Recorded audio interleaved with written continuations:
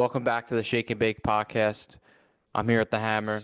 Make sure you guys like, comment, and subscribe as we are posting every week. Hammer, how you doing today?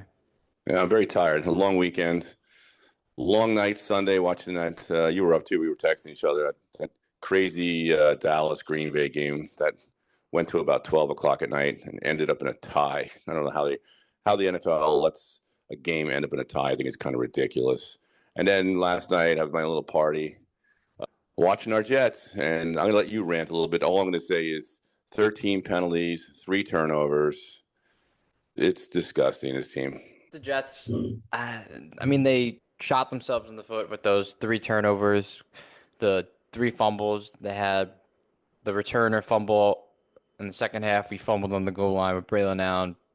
And then the punt returner also fair caught the ball on the 2 yard line.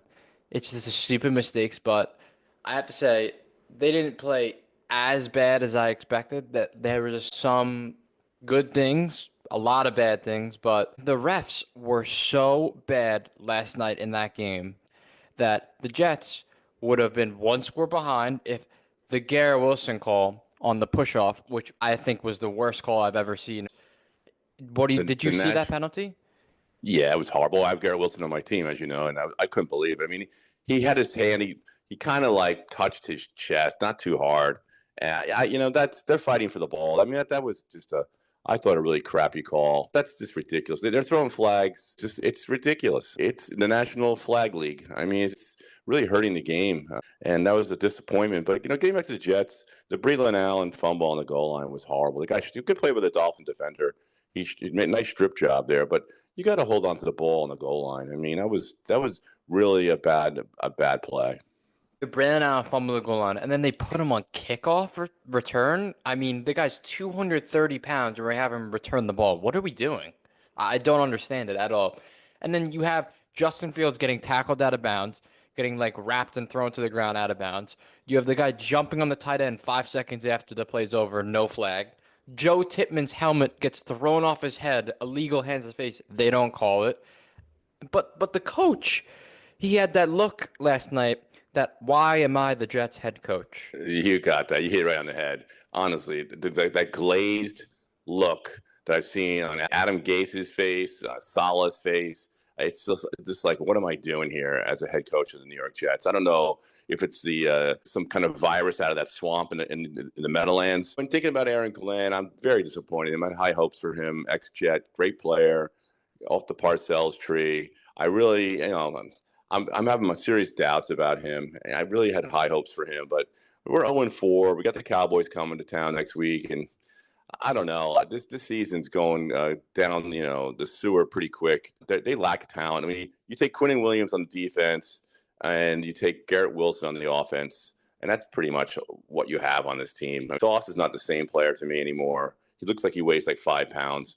You can't tackle anybody. It's pathetic. Some offensive line pieces are good, but they need a lot more talent. And Idzik, like we had said on a previous podcast, Idzik and Douglas set this franchise back so far. How long is the Jets going to give Glenn and the GM? I just want to talk about Tua slid down. I mean, how do you blame the guy when Tua does a late slide and he gets barely touched and they call it a flag? Well, you made a good point. The late hit on Fields out of bounds, that should have been an automatic flag. That's your quarterback. And usually they protect the quarterback. Then the tight end, was it Mason Taylor, gets hit like 4 hours after he's down? It's I mean, ridiculous. that's just absolutely insane. At least be consistent. If you're going to call a lot of penalties on the Jets, and there's penalties obviously on the Dolphins, call them. But I just want to talk about the coaching has been abysmal. I mean, how do you have a 3rd and 6 and we run the ball when you're down 2 scores? That was And then it's puzzling. fourth down with 7 minutes left, and we punt the ball down 2 scores. I Yeah. don't understand it at all.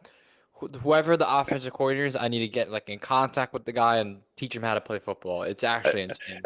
That 3rd and 6 in the fourth quarter, late in the fourth quarter, and you're running the ball. I was thinking in my head, being a long-suffering Jets fan, Joe Walton. I'm like, what are you doing? Is this the Joe Walton era? Or Rich Kotite? I mean, this is just a horror show. And that's a good point, Matt. I mean, it's mind-boggling. And I really am having serious doubts Did you know about it. that Aaron Glenn. the Jets head coaches are 0-4 is like Adam Gase and Kota, I think, with other guy? Well, I saw a statistic today. I mean, the last 10 years, the Jets' overall season record is just abysmal. Abysmal, horrible. It's. I mean, I think maybe one of the main seasons where they won some games is six. Then your draft, that tells you how bad you're drafting too. If you're drafting this high in the top 10 for like 10 years in a row, and you can't bring in any talent, You would that think just you get a good draft picks at top 10 talent. oh, absolutely. That just tells you how bad the GMs plural, have been for the Jets. It's a joke, and it all goes back to the head of the snake, Woody Johnson. I just feel so bad for Garrett Wilson. Like he's the Jets. He's like the best receiver the Jets have ever had in their entire franchise, and they don't win games, and he wants to win so bad. But I'm talking about Aaron Glenn now. If he wins 3 games, I think he's done. He's done. You can't have a coach win 3 games first year. Can't even have you're a defensive coordinator, and you can't even have a top 15 defense in the league. Well, that's a good point, man. I was thinking earlier, if he goes like 0-8 or 0-10, I think Woody Johnson's just going to let him go. He's going to fire him. And this guy Wilkes on defense, he's freaking horrible. And then the offensive coordinator, like yesterday, the guy they brought over from Detroit with Glenn, like you said, 3rd and 6, down late in the game, and you're running the ball. You run the ball at the middle for 2 yards, and then you're punting the ball. I mean, that's a head scratcher to me. And this whole coaching staff has me very, very concerned. Now we have Dallas coming. Dallas scores 40 points. I just can't imagine how many points they're going to score in the Jets defense. Michael Carter has been terrible this year. Tony Adams, I don't know who the defense coordinator, like what he's thinking, looking at these players.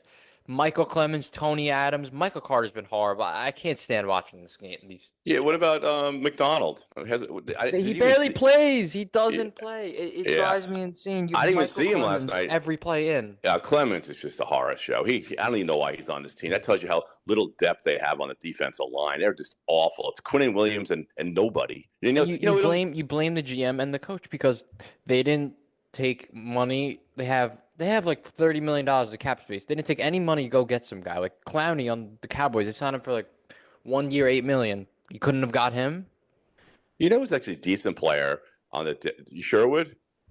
He's been all right. I mean, you can't blame the guy too. It's 11 guys. They listen again. They just don't have a lot of talent, and they really have the only good thing that would happen for the Jets this year, being that this season looks like it's going to go south quickly, is let's hope Fields emerges as a quarterback, so they don't have to waste a pick on an early quarterback and blow another quarterback early pick, and then and fill other holes like on the defensive line, corners, and you need a receiver to complement GW. I don't think Fields that bad. It's the play calls. They don't let him throw the ball. Like, and I was watching the press game with Aaron Glenn, and he was saying because they were asking why did you let Justin Fields kind of throw the ball? He was kind of throwing the ball well, and he said, well, we're sticking to our identity of running the ball, and it was working pretty well. We were in 8 yards a rush, but when you're down 2 scores, you kind of need to throw the ball a little bit, and Garrett Wilson cannot be getting the ball in the third quarter, like for his first catch. Yeah, they're running the ball. They should ask them, why the hell did you run the ball at 3rd and 6 late in the game? I would ask that exact question. I mean, it's mind-boggling, the Jets. I don't understand. I don't think they'll ever make the playoffs. Well, Woody Johnson has no patience, and I tell you right now, if he loses next week to Dallas and he's 0-5, Bring me Rex Ryan. Bring me Rex Ryan and Mike Tannenbaum. As much as people didn't like Tannenbaum and Rex towards the end of his career, but when has the Jets ever been relevant? you listen, I love Rex. They should have hired Rex. I mean, he's proven he can get the Jets. He got to the Jets to 2 championship games in a row. He's a proven coach. And his father was on the championship team in 1969. He loves the Jets. He wanted the job. I don't know why he didn't give it to him. Again, Woody Johnson goes back to the hot defensive coordinators or First year offensive head coordinators. coaches. Yeah, right. They have no experience as head coaches, and 99% of the time they fail.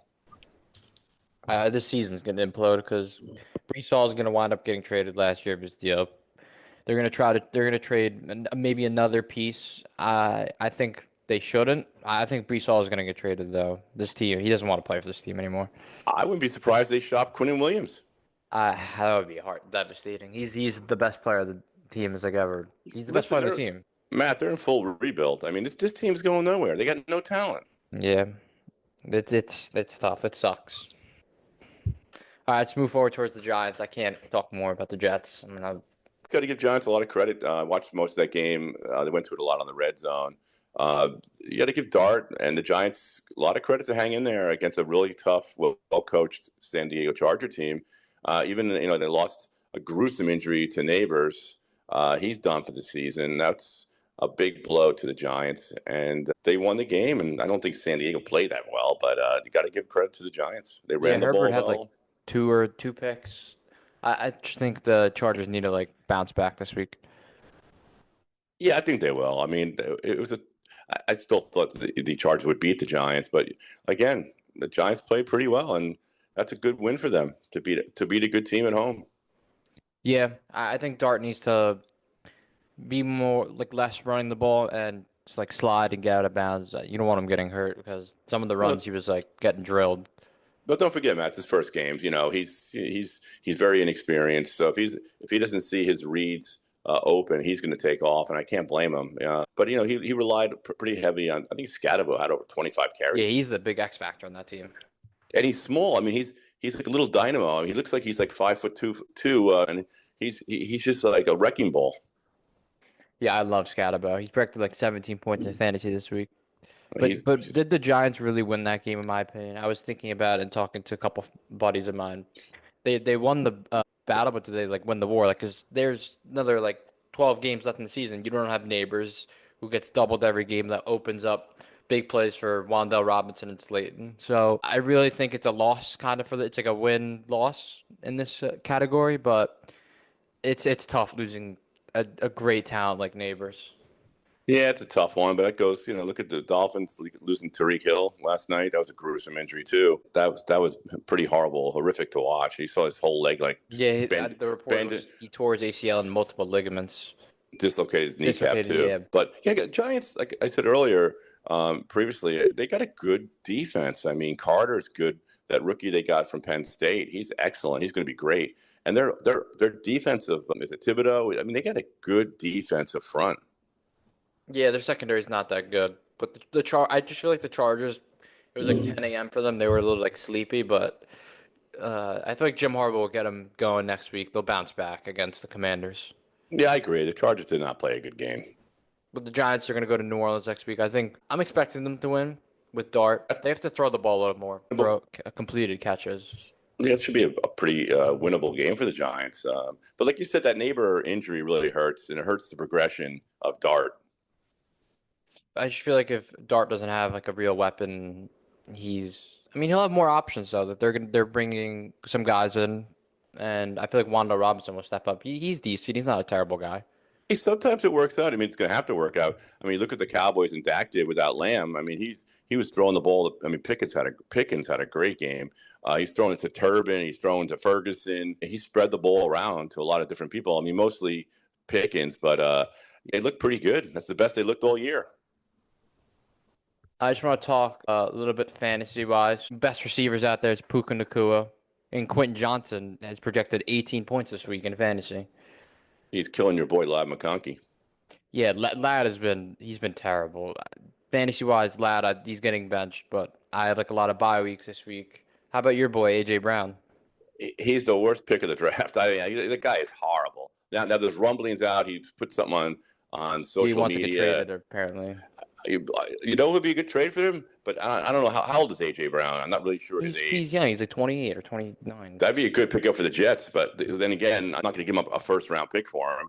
But why would they Uh, trade him? They're a playoff contender. I don't understand. I don't understand why he wants to get traded. He's not touching the ball. Jalen Hurts is not really a good thrower of the ball. I don't. They had He just. zero passing yards in the second half. It's just a horror show. I mean, AJ Brown's just been a total bust for me. I mean, I got to play him this week because I have a lot of buy, guys on buy. Bijan's on a buy, and Swift on Chicago's on a buy. So unfortunately, I think I'm gonna have to throw that freaking into my lineup. Yeah, I just want to talk a little bit about like top teams. You have the Rams beating the Colts. Obviously, a lot of questionable things. Jonathan Taylor gets a touchdown called back from AD Mitchell. And then did you see in that game too? The receiver caught the ball and let the drop the ball before he went in the end zone. Yes, I saw that. Yeah, on the left side, right. That's bad. I mean, the That Jonathan Taylor thing was really bad. It's so many zebras out there, man. It's like the Serengeti. It's unbelievable. It's a national flag league.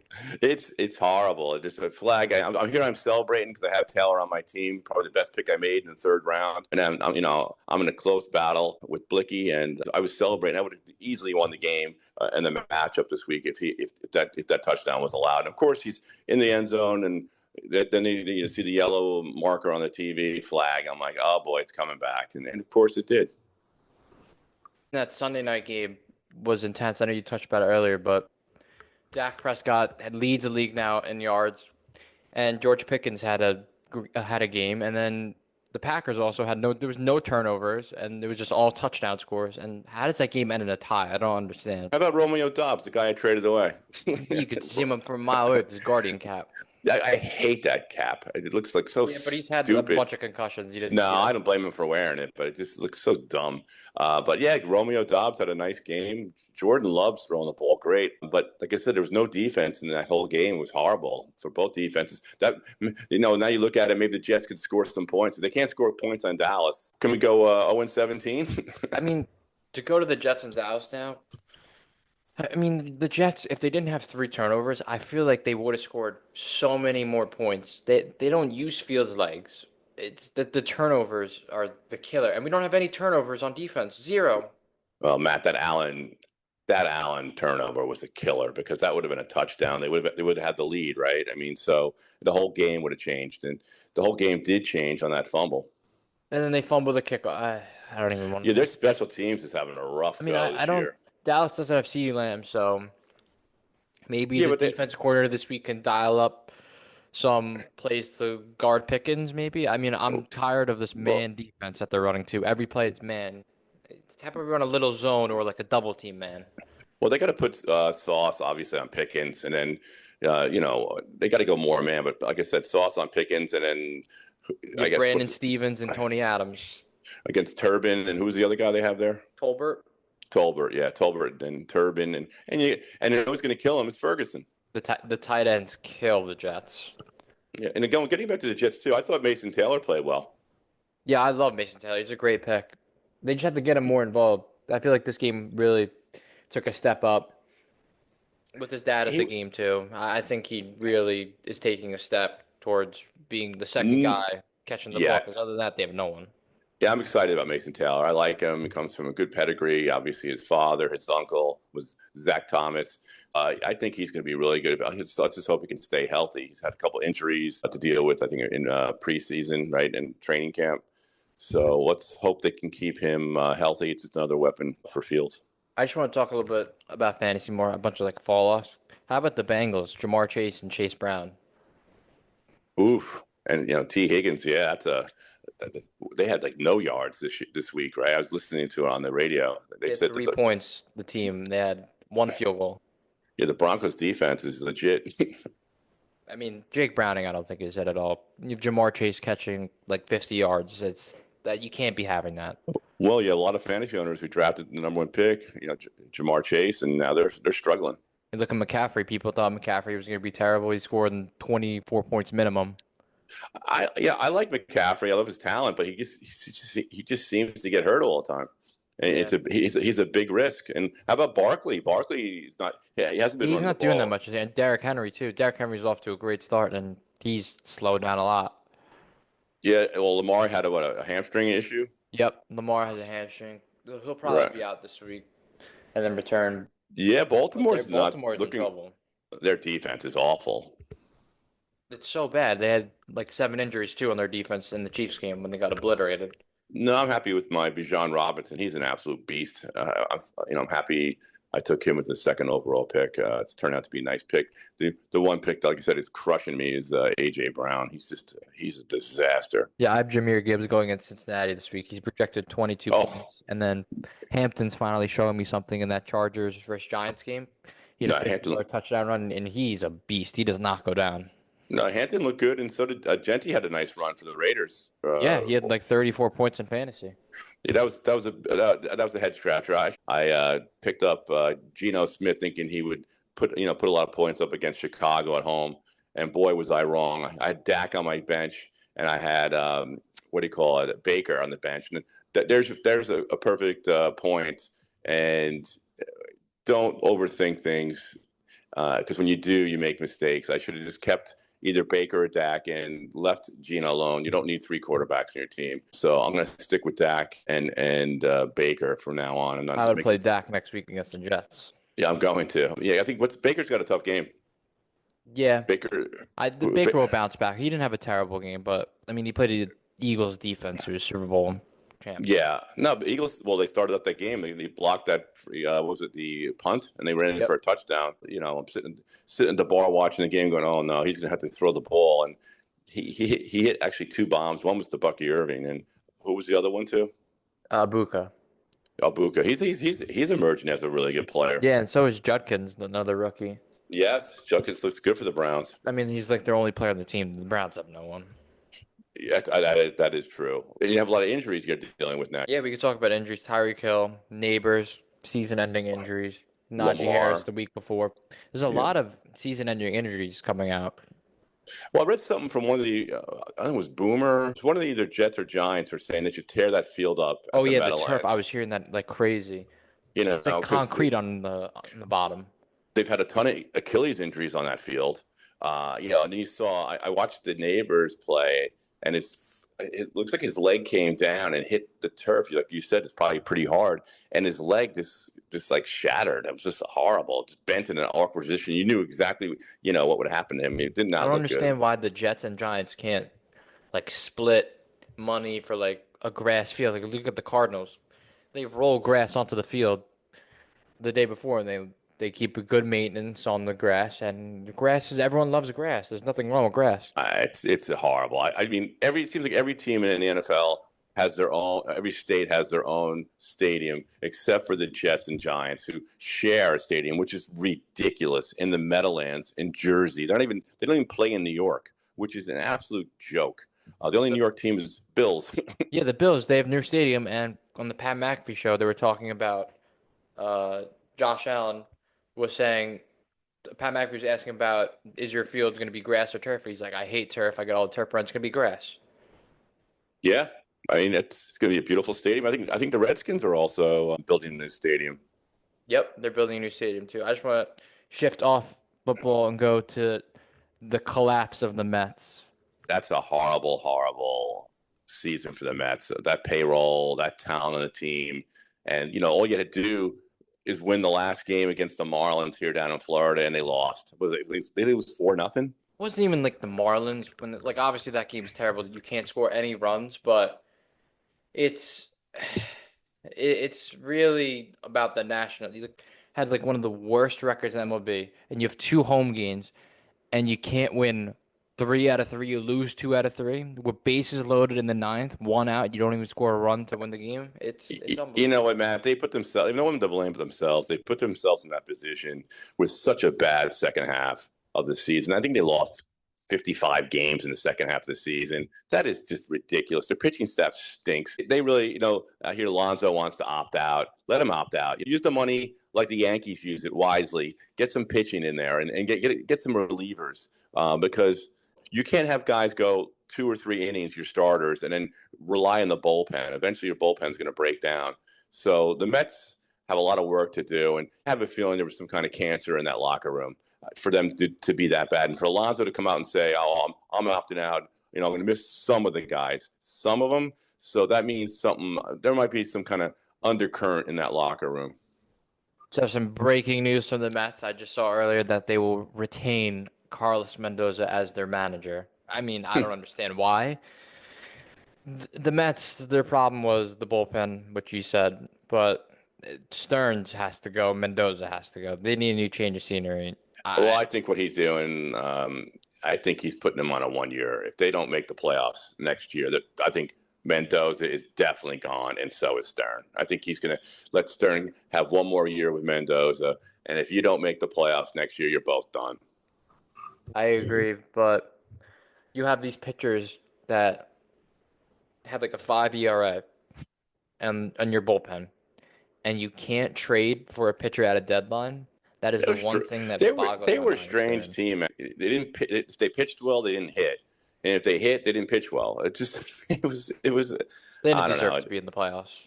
Absolutely not. You lost 55 games and you won what 38 or something like that, or 39 games. Yep. I mean that's in the last, in the second half of the season. That's just unacceptable. And you know what? You dug yourself your own grave. It's insane. I don't understand how you can have such a good team on roster and going back to Pete Alonso's opt out. I just think he wants more money and he's gonna get his money. But you never Let the know. He might poll. not sign with the Mets, but if the Mets don't sign Pete Alonso and Diaz too, if they don't sign Diaz and Pete Alonso, it is a failure of an offseason for the Mets. I think they'll sign Diaz. I think, unless he gets some kind of crazy offer. Alonzo, I think is done. Send him to Alaska to the polar bear. He's the best homegrown player the Mets has like ever had since like David Wright. I heard rumors years ago that he's not a great teammate. I don't know. I could be wrong. I don't know. I heard from some sources that he's a me guy. So if that's the case, sayonara. Yeah, I can't see him not being on the Mets though.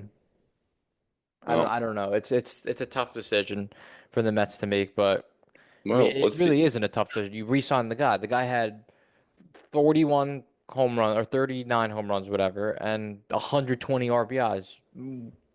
Where do you get He, that guy? Like you need him on the team. yeah, but you know what, Matt? After paying Soto all that money, I don't think they're. Some team's going to come and blow them out of the water. Crazy offer. Watch the Phillies or the Yankees sign him. No, he'll never go to the Yankees. They'll just put Ben Rice at first base. They have plenty of guys. I don't know. Yeah. It's tough. Yeah, it's tough to talk about the Mets. Islanders, the season starts next Tuesday. They have a few roster battles.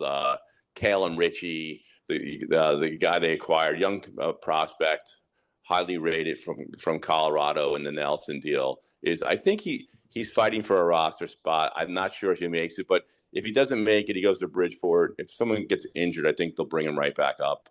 Looks like Isaiah George is going to make the team on defense. Boquist, which they'll do a rotation. And I'm a little concerned about Mayfield. We'll see what happens with Mayfield. Hockey, like I said, starts next Tuesday, and right now it's preseason's pretty hard to watch. It's pretty brutal, but the Islands have a few minor roster spot competitions going on, which will be settled by this weekend. Hopefully the Islanders will do well. Let's talk Ryder Cup now. Well, let me say about the Ryder Cup. I watched pretty much Friday and Saturday. It was nice and it's interesting for me to watch Beth Page. I played that course before. It's a monster. And I got to say, I was a little disappointed with the course condition. I thought they made it so easy. That course is a monster. I don't know if it was the weather conditions, but usually the rough is really high. If you go in the rough, you're in big trouble. They cut it down so low. The fescue, that I call it that seagrass, you go into that, you're done. That was even cut down. They made the greens slow, which is kind of puzzling for me because the U.S. likes fast greens, and it seems like the Europeans like the slow greens. So I was going to say disappointing of the Bethpage layout and conditions of the course. I thought they would make it really really hard, and it didn't. So I wasn't happy with that. But in the four-ball team play, Friday and Saturday, it was just a shellacking.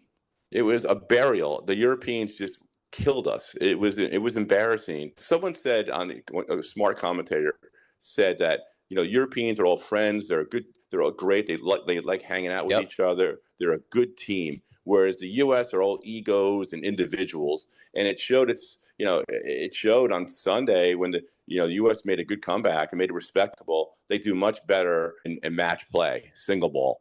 So, but you get the Europeans, McIlroy and Rahm and Fleetwood and Rose and Lowry, they played great. And our top guy, Scheffler, got 1 point all week. That's horrible. DeChambeau didn't do very well. The only guys who played, I thought, decent were Thomas and that guy Young played pretty well. But all in all, the U.S. it was a total failure for the U.S. team. They were out of it by the end of the day Saturday. They went into Sunday trailing 12-5 with 12 matches to go in the head-to-head match, single ball. One, which I thought was kind of a strange rule. The one European had a withdraw, so they get a half a point. Which, if the guy has to withdraw, he's in your starting lineup, and he's got to pull out. I don't know why the Americans didn't get a full point. I was listening to Pat McAfee show and they said that the Europeans have been meeting for like a year straight about this Ryder Cup, and it shows how close they are. And the Americans, they have like a couple guys like Scotty Scheffler, DeChambeau. I feel like kind of friends, but they go against like the Live and the PGA stuff, and the Americans, they have such big egos.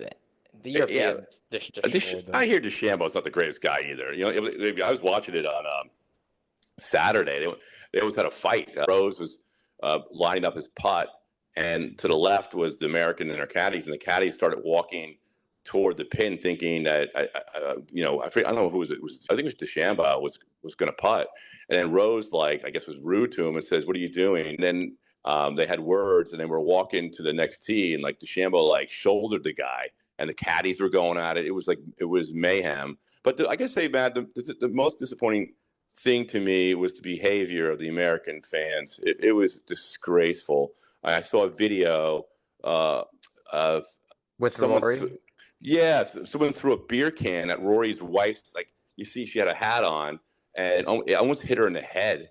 I mean, that's just horrible. I that's mean, disrespectful. you're throwing a freaking beer can at a guy's wife. It was.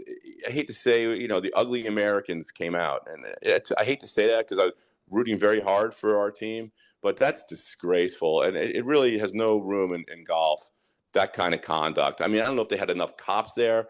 I mean, those people should be immediately thrown out and never let back on the grounds or to another event ever. And good for the Europeans. It's funny, at the press conference before it started, Rory, they're drinking all their beers, talking, and Rory goes, the hardest thing to do in a Ryder Cup is to win on the road, and we're going to win it. So he was confident, and he played great. He He's a showed lot of up. moxie. He's got a lot of moxie. He took a lot of verbal abuse out there, him and Lowry. And all they did, you know what they did? They won. They won every match. Yep. And again, the treatment they had to endure was just horrific. I think Europe totally deserved it after the first 2 days. They shellacked US. US did not even show up for a bunch of matches. Scheffler didn't even play well. DeChambeau didn't play well. And then they started turning up at the end, but they fell short. Scotty Scheffler was horrible. I mean, he was just awful. I don't know what happened to him. I don't know if he's nervous. I don't know what happened. It was disappointing to watch. DeChambeau had moments. He got a few points, I believe, but he didn't play too well either. The Bethpage burial, it was horrible for the Americans. But you got to give credit to the Europeans. They played lights out in the first 2 days, and they hung on. All they had to do was get 2 wins on Sunday, and they did. You see them partying after they're drinking and partying, celebrating, having a great time. Good for them. Yeah, good for the Europeans. All right, we're going to sign off here in the Shake and Bake podcast. Hammer, thanks for your time today.